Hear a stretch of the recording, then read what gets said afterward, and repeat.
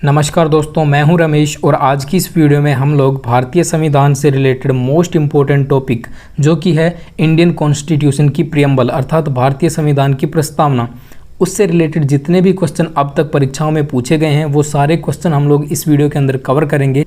और ये सभी क्वेश्चन आपकी आने वाले एग्जाम्स के पॉइंट ऑफ व्यू से मोस्ट इंपॉर्टेंट है, तो एक भी क्वेश्चन आपको मिस नहीं करना है। हर एक क्वेश्चन के अंदर आपको 4 ऑप्शंस देखने को मिलेंगे। अगर आपको क्वेश्चन का आंसर आता है तो उसका आंसर आप नीचे कमेंट सेक्शन में दे सकते हो, अदरवाइज वीडियो के लास्ट में आप अपना स्कोर जरूर बताना कि आपने कितने क्वेश्चन सही किए। तो चलिए बिना किसी देरी के वीडियो को शुरू करते हैं। क्वेश्चन नंबर 1 है, भारतीय संविधान के किस भाग को उसकी आत्मा की संज्ञा प्रदान की गई है। भारतीय संविधान की प्रस्तावना को भारतीय संविधान की आत्मा की संज्ञा दी गई है। सो ऑप्शन नंबर ए यहाँ पर होगा राइट आंसर। क्वेश्चन नंबर 2 है, संविधान निर्माताओं ने किस पर विशेष ध्यान दिया था। आपको पता है कि संविधान निर्माण करने में डॉक्टर भीमराव अंबेडकर जैसे महान विद्वानों और संविधान निर्माताओं ने अपना बहुमूल्य योगदान दिया। सो इसके अंदर उन्होंने संविधान की प्रस्तावना पर मुख्य रूप से फोकस किया था, क्योंकि संविधान की प्रस्तावना के अंदर समाजवाद, समानता, धर्मनिरपेक्षता, लोकतंत्र और धर्म विरोधी मूल्यों को अपनाने का लक्ष्य और विचार रखा गया था। तो संविधान की प्रस्तावना पर मुख्य रूप से बल दिया गया था। ऑप्शन नंबर ए यहाँ पर राइट होगा। क्वेश्चन नंबर 3 है, भारत में जनप्रिय संप्रभुता है क्योंकि भारत के संविधान की प्रस्तावना शुरू होती है इन शब्दों से। आपको बताना है कि भारत की संविधान की जो प्रस्तावना है वो कहाँ से शुरू होती है। आप ऑप्शंस देख सकते हैं। हमारे संविधान की प्रस्तावना हम भारत के लोग से शुरू होती है और इसी वाक्य से हमें पता चलता है कि भारत में जनप्रिय संप्रभुता है। क्वेश्चन नंबर 4 है, भारत को गणतंत्र क्यों कहा जाता है। भारत एक गणतंत्र राज्य है और इसे गणतंत्र क्यों कहा जाता है, इसके लिए आप यहाँ पर ऑप्शन देखिए। इसका सही उत्तर होगा, यहाँ पर राज्य का जो प्रमुख है वो निर्धारित अवधि के लिए निर्वाचित होता है। ऑप्शन नंबर डी यहाँ पर राइट आंसर होगा। क्वेश्चन नंबर 5 है, भारत एक है। ऑप्शंस देखिए, धर्मनिरपेक्ष राष्ट्र बिल्कुल सही है, हिंदू मुस्लिम राष्ट्र बिल्कुल गलत, हिंदू राष्ट्र बिल्कुल नहीं। यहाँ पर किसी एक धर्म के बारे में व्याख्या नहीं की गई है। जो भारत है वो एक धर्मनिरपेक्ष राष्ट्र है, यानी कि कोई भी व्यक्ति किसी भी धर्म को अपना सकता है, या फिर कोई व्यक्ति अगर नास्तिक है तो वो किसी भी धर्म को अपनाने के लिए बाध्य नहीं है। सो यहाँ पर ऑप्शन नंबर ए राइट होगा, भारत एक धर्मनिरपेक्ष राष्ट्र है।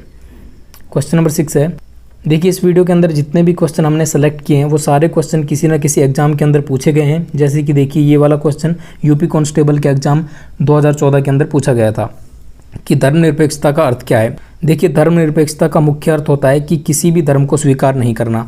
सो यहाँ पर ऑप्शन नंबर सी राइट होगा, राज्य द्वारा किसी भी धर्म को स्वीकार नहीं करना, यही धर्मनिरपेक्षता का मुख्य लक्ष्य है। सो ऑप्शन नंबर सी यहाँ पर राइट होगा।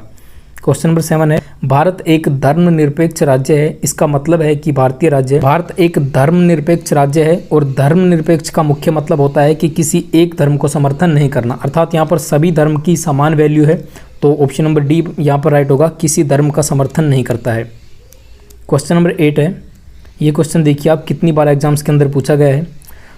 गणतंत्र होता है, गणतंत्र का मुख्य अर्थ ये होता है कि जो वहाँ का अध्यक्ष है, वहाँ का जो सर्वोपरि है वो वंशानुगत रूप से न हो, अर्थात उसका समय समय पर चुनाव किया जाए। तो ऑप्शन नंबर डी यहाँ पर राइट आंसर होगा। क्वेश्चन नंबर 9 है, ये क्वेश्चन भी एसएससी के अंदर 2002 में पूछा गया था और वैसे भी काफ़ी एग्जाम्स के अंदर ये क्वेश्चन रिपीट होते हैं। सो ये सभी क्वेश्चन मोस्ट इंपॉर्टेंट हैं। निम्नलिखित में से वो 2 शब्द कौन से हैं जिनका समावेशन 42वें संशोधन द्वारा संविधान की उद्देशिका में किया गया है। अर्थात मूल संविधान के अंदर ये शब्द नहीं थे, इनको 42वें संशोधन 1976 द्वारा संविधान की प्रस्तावना के अंदर जोड़ा गया। सो ये शब्द कौन से थे, देखिए ऑप्शंस देखिए, समाजवादी और धर्मनिरपेक्ष। ऑप्शन नंबर बी यहाँ पर राइट होगा, समाजवादी और धर्मनिरपेक्ष इन दोनों शब्दों को 42वें संशोधन 1976 के द्वारा जोड़ा गया था। क्वेश्चन नंबर 10 है, भारतीय संविधान की प्रस्तावना में भारत को किस रूप में घोषित किया गया है। भारतीय संविधान की प्रस्तावना में भारत को एक प्रभुत्व संपन्न, समाजवादी, धर्मनिरपेक्ष और प्रजातांत्रिक गणराज्य के रूप में स्थापित किया गया है। सो ऑप्शन नंबर सी अगर हम चूज करते हैं तो हमारा आंसर बिल्कुल सही होगा।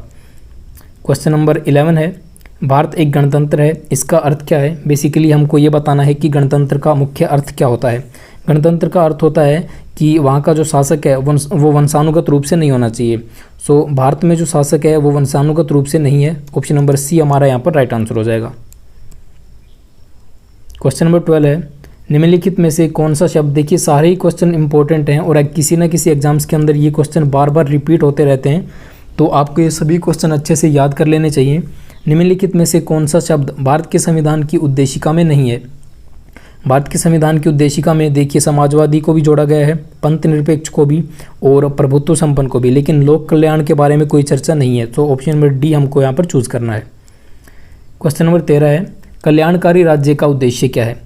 कल्याणकारी राज्य का उद्देश्य होता है कि कमज़ोर वर्ग के कल्याण का प्रबंध करना, अर्थात देश में जो भी कमज़ोर वर्ग हैं, पिछड़े वर्ग हैं, उनके कल्याण का प्रबंध करना ही कल्याणकारी राज्य का उद्देश्य होता है। ऑप्शन नंबर बी यहाँ पर राइट आंसर है। क्वेश्चन नंबर 14 है, भारत को एक गणराज्य मुख्य रूप से माना जाता है क्योंकि भारत एक गणराज्य है।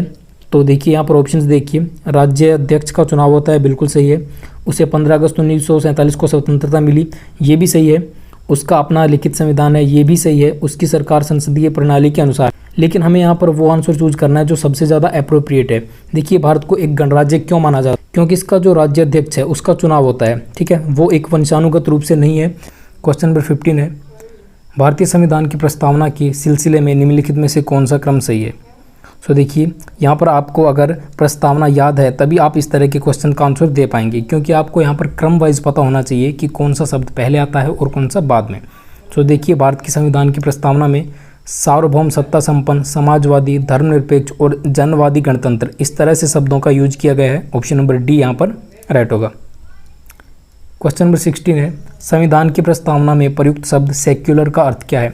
संविधान के अंदर एक शब्द सेक्युलर का यूज किया गया है, इसका अर्थ होता है धर्मनिरपेक्ष, अर्थात सभी नागरिकों को धर्म एवं उपासना की स्वतंत्रता है। ऑप्शन नंबर ए यहाँ पर राइट होगा। क्वेश्चन नंबर 17 है, शब्द धर्मनिरपेक्ष अर्थात सेक्युलर भारत के संविधान की प्रस्तावना में जोड़ा गया था, इसके विषय में निम्नलिखित कथनों में से सही है? तो देखिए सभी ऑप्शन हमको पढ़ने पड़ेंगे। सो धर्मनिरपेक्ष या सेक्युलर शब्द कब जोड़ा गया? यह वर्ष 1976 में जोड़ा गया, बिल्कुल सही है। यह 44वें संविधान संशोधन द्वारा जोड़ा गया था, ये सही नहीं है। यह 42वें संविधान संशोधन द्वारा जोड़ा गया, बिल्कुल करेक्ट है। यह मूल प्रस्तावना में था, ऐसा नहीं है। तो ये जो धर्मनिरपेक्ष या सेकुलर शब्द है ये 42वें संविधान संशोधन 1976 द्वारा जोड़ा गया था। सो ऑप्शन नंबर 1 और 3 ये होंगे सही आंसर। सो देखिए कौन से ऑप्शन में है, 1 और 3 ऑप्शन नंबर सी के अंदर है। नेक्स्ट है क्वेश्चन नंबर 18, भारतीय संविधान की प्रस्तावना में लिखित हम भारत के लोग अर्थात we the people of India से क्या अर्थ निकलता है? सो इससे बेसिकली अर्थ निकलता है कि जो संविधान का निर्माण है वो भारत की जनता द्वारा हुआ है। ओके, भारत की जनता द्वारा संविधान का निर्माण हुआ है। ऑप्शन नंबर बी यहाँ पर राइट होगा। क्वेश्चन नंबर 19 है, समाजवाद का अर्थ क्या है? समाजवाद का अर्थ होता है सामाजिक न्याय। ओके, ये होता है समाजवाद का अर्थ कि सामाजिक न्याय दिया जा रहा है। ऑप्शन नंबर बी होगा राइट आंसर। क्वेश्चन नंबर 20 है, ये क्वेश्चन भी काफ़ी बार एग्जाम्स के अंदर रिपीट हुआ है।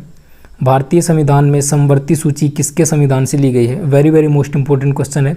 समवर्ती सूची में ऐसे विषय आते हैं जिन पर राज्य सरकार और केंद्र सरकार दोनों कानून बनाती हैं, और ये जो समवर्ती सूची है ये मुख्य रूप से ऑस्ट्रेलिया के संविधान से ली गई है। ऑप्शन नंबर डी यहाँ पर सही उत्तर है। क्वेश्चन नंबर 21 है, भारतीय संविधान की आत्मा किसे कहा गया है? भारतीय संविधान की आत्मा की संज्ञा इसकी प्रस्तावना को दी गई है। ऑप्शन नंबर ए यहाँ पर सही है।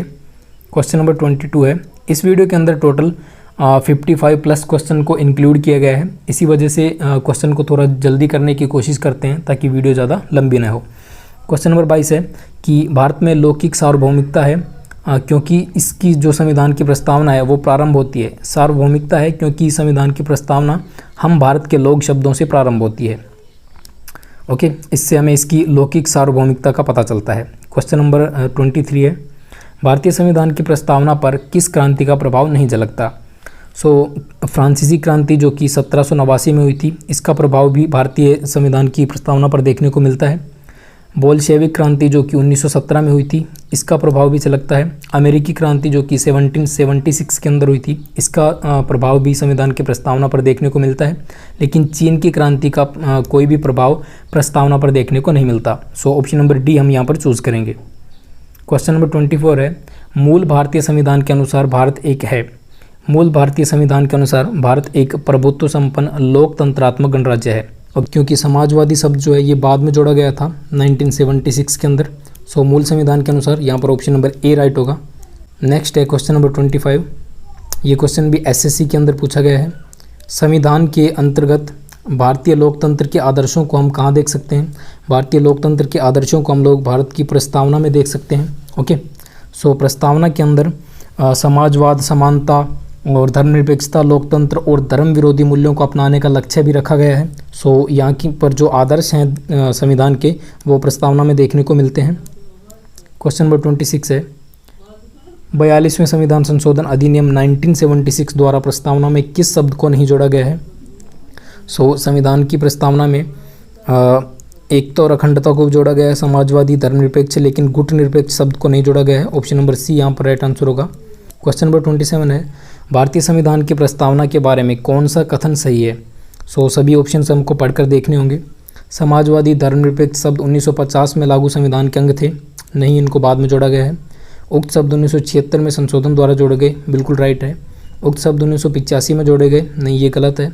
उक्त शब्द संविधान की प्रस्तावना के अंग नहीं है, अंग हैं, ये गलत है, क्योंकि समाजवादी और धर्मनिरपेक्ष शब्द जो हैं ये 1976 में संशोधन द्वारा जोड़े गए थे। नेक्स्ट है भारतीय संविधान ने किस प्रकार के लोकतंत्र को अपनाया है।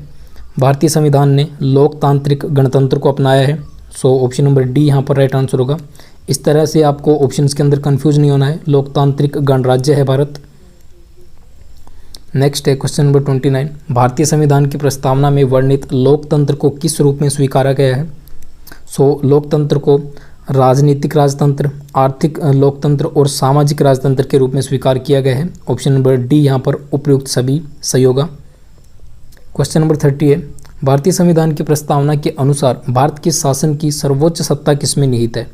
संविधान की प्रस्तावना के अनुसार पूछा है तो शासन की जो सर्वोच्च सत्ता है वो जनता के हाथों में ही निहित है। ऑप्शन नंबर ए होगा यहाँ पर राइट आंसर। क्वेश्चन नंबर 31 है भारत की संप्रभुता, एकता और अखंडता को अक्षुण्ण बनाए रखने तथा इसकी रक्षा करने का प्रावधान किया गया है। भारत की संप्रभुता, एकता और अखंडता को यथावत बनाए रखने और उसकी रक्षा करने का जो प्रावधान है वो संविधान की प्रस्तावना में निहित है। सो ऑप्शन नंबर ए यहाँ पर राइट आंसर होगा। उम्मीद करता हूँ दोस्तों आपको सारे ही क्वेश्चन अच्छे से समझ में आ रहे होंगे। अगर ऐसा है तो आप वीडियो को लाइक और शेयर भी कर सकते हो।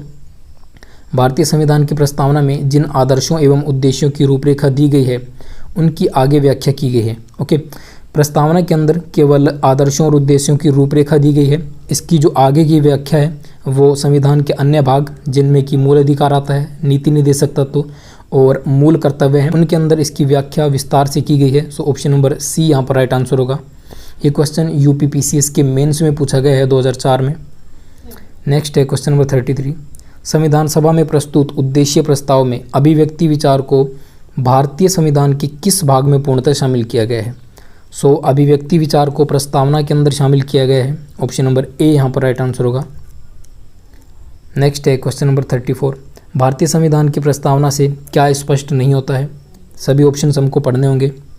देखो, संविधान का स्रोत बिल्कुल इससे पता चलता है, शासन के ध्येयों अर्थात इसके उद्देश्यों का विवरण भी पता चलता है, संविधान को लागू करने की तिथि का इससे पता नहीं चलता है।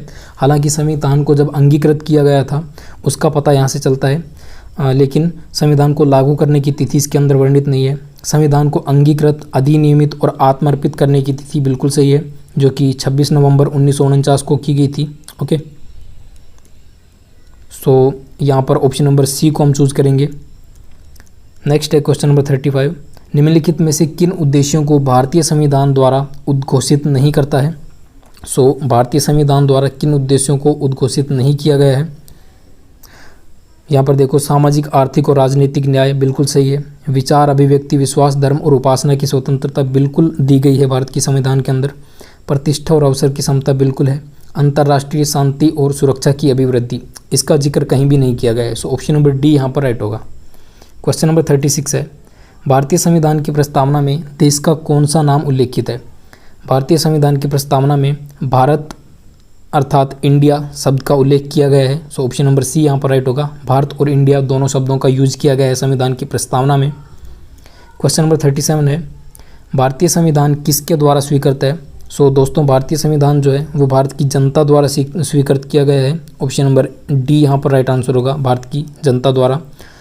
नेक्स्ट क्वेश्चन है भारत की संप्रभुता किसमें निहित है। दोस्तों, भारत की जो संप्रभुता है वो भारत की जनता के अंदर ही निहित है। ऑप्शन नंबर डी यहाँ पर राइट आंसर होगा, भारत की जनता में। भारतीय संविधान को संविधान सभा द्वारा कब अंगीकृत किया गया था। अंगीकृत करने का अर्थ है कि कब उसको बनाकर तैयार कर लिया गया था। सो भारत के संविधान को पूर्ण रूप से 26 नवंबर 1949 को बनाकर तैयार कर लिया गया था। ऑप्शन नंबर ए यहाँ पर राइट आंसर होगा।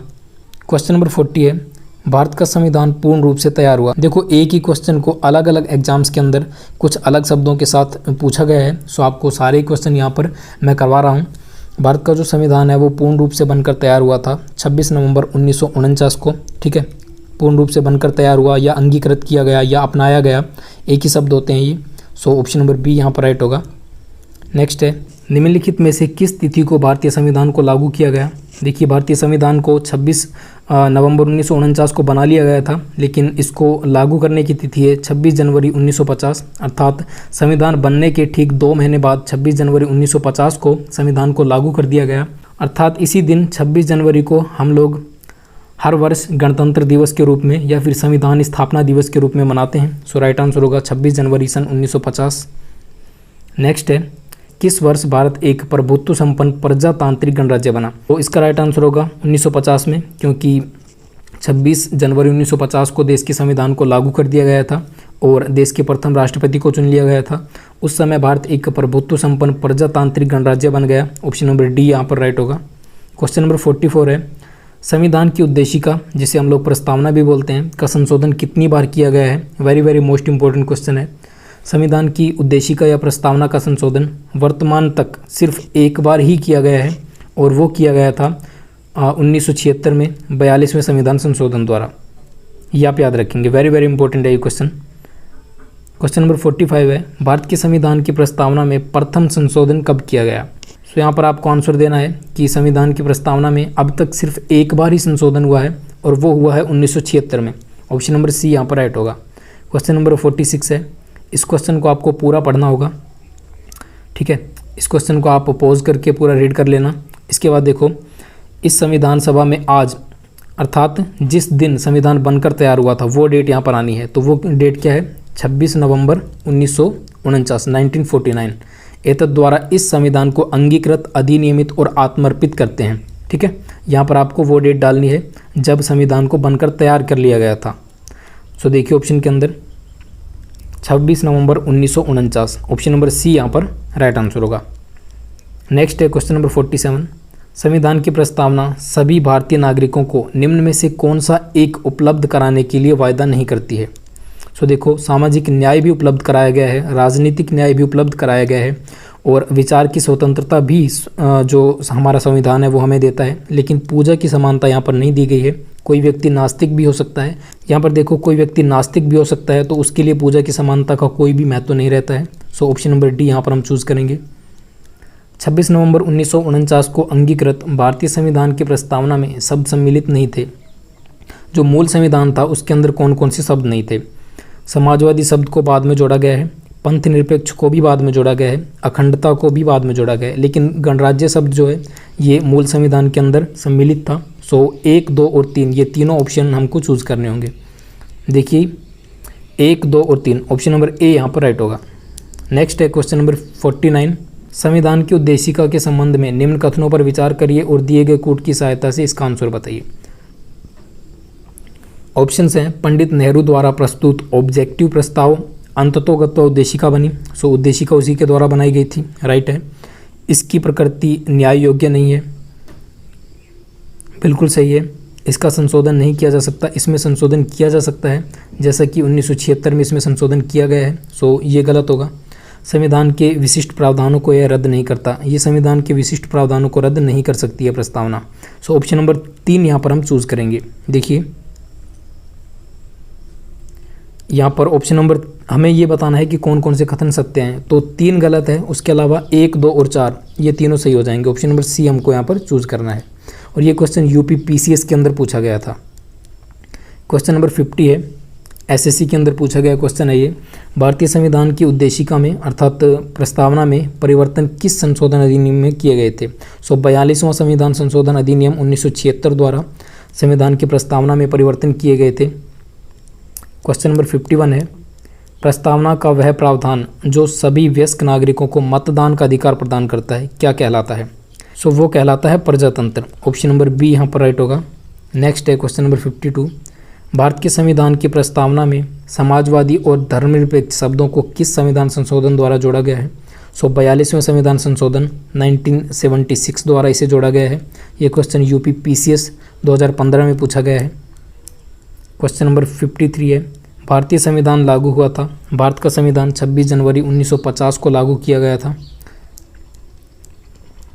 42वें संविधान संशोधन द्वारा प्रस्तावना में निम्नलिखित में से कौन सा शब्द जोड़ा गया है? सो देखिए, इनमें से देखिए आप, समाजवादी शब्द को जोड़ा गया था 42वें संविधान संशोधन द्वारा। ऑप्शन नंबर सी यहाँ पर राइट होगा। क्वेश्चन नंबर 55 है, भारतीय संविधान के किस भाग में स्पष्ट रूप से घोषणा की गई है कि भारत एक धर्मनिरपेक्ष राज्य है? सो ये घोषणा की गई है भारत की प्रस्तावना के अंदर। ऑप्शन नंबर बी यहाँ पर सही उत्तर है। दोस्तों, वीडियो के लास्ट में आप अपना कमेंट में स्कोर ज़रूर बताना कि आपने कितने क्वेश्चन सही किए हैं। संविधान की प्रस्तावना में भारत को कहा गया है, संविधान की प्रस्तावना के अंदर भारत को एक सर्वसत्ताधारी, समाजवादी, धर्मनिरपेक्ष, लोकतांत्रिक गणराज्य के रूप में माना गया है। सो ऑप्शन नंबर डी यहाँ पर राइट होगा। नेक्स्ट है क्वेश्चन नंबर 57 और आज की वीडियो का ये लास्ट क्वेश्चन है, भारतीय संविधान का प्राधिकार स्रोत कौन? आपको बताना है कि भारतीय संविधान का प्राधिकार स्रोत कौन सा है। भारतीय संविधान का प्राधिकार स्रोत संविधान की प्रस्तावना के अनुसार भारत के लोग। ऑप्शन नंबर सी यहाँ पर राइट होगा। सो दोस्तों, ये थी आज की हमारी वीडियो, जो कि संविधान की प्रस्तावना से रिलेटेड सारे ही क्वेश्चन हमने इसमें कवर किए जो कि परीक्षाओं में पूछे गए हैं। आज के लिए इतना ही दोस्तों, मिलेंगे ऐसी ही किसी इन्फॉर्मेटिव वीडियो के साथ। तब तक के लिए वंदे मातरम, जय हिंद एंड बाय।